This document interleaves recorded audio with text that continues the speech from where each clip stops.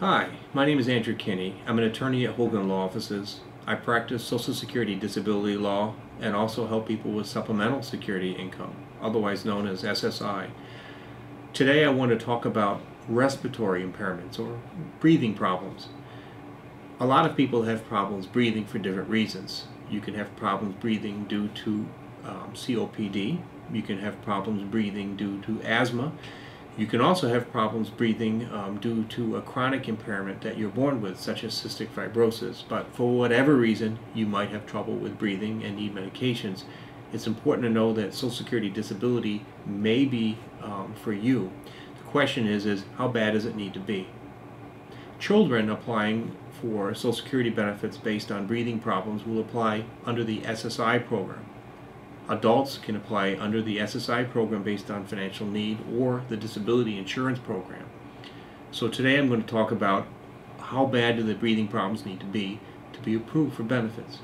Well, there is no clear-cut rule for how bad breathing problems need to be, but Social Security has definitions, otherwise known as listings, that allow you to know if you meet the guidelines on the front end. What I mean by is this.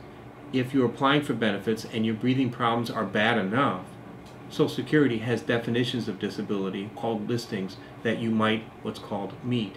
You might have enough problems that you are found disabled without much analysis beyond the medical analysis. Those are hard standards to meet in my experience. So what I'm going to talk about is expecting to go to a hearing and having either lung disease, asthma, or cystic fibrosis. There are some main things, in fact 3 important ideas to keep in mind when you're applying for benefits based on any of these breathing problems. First is that you need to see medical doctors, ideally pulmonary specialists, but at least medical doctors. Why? Well, because medical doctors will track and write down and document what's wrong. With breathing problems in particular, there are tests for this. You need tests to establish the objective criteria that Social Security looks for, even if it doesn't meet that criteria under the listings that I talk about. It's still important because you can still be approved depending on how bad your problems are. So the first thing to do is to make sure to see doctors. There are 2 more things. Second, make sure to take your medications. When you see doctors and there are inhalers or nebulizers, things of that sort, it's important to take your medications. It can be hard if you don't have insurance, or at least you have difficulties with insurance. I understand that, but if at all possible, Social Security needs to know that you're doing the best to get better. They will not consider breathing problems that are your fault, at least some they think are your fault, because you're not taking medications that were available to you and prescribed for you to help. The third thing to keep in mind with breathing problems is that you need to track your symptoms. Now, this is something I told my clients. It is important to help with regard to your doctors. It's important to track, for instance, how often you use an albuterol inhaler. That would be one example.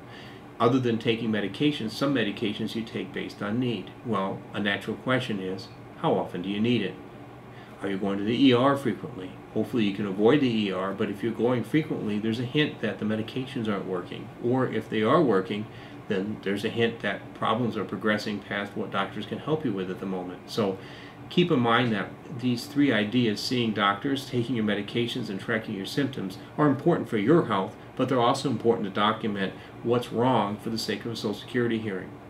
There are 2 levels at the lower level before a Social Security hearing, but at a Social Security hearing itself, a judge will meet with you, talk with you, and with your attorney discuss what's wrong.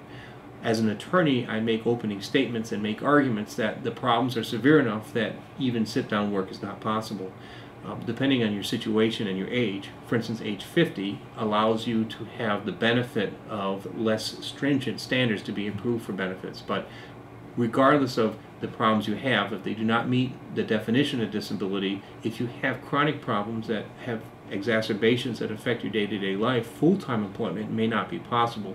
That essentially is what you need to prove, is that you would miss more than 2 days a month of work, or you can't maintain full-time work, or perhaps in unique circumstances, you're so sensitive to your environment, you're unable to maintain employment, maybe not being able to avoid a colleague with perfume, etc.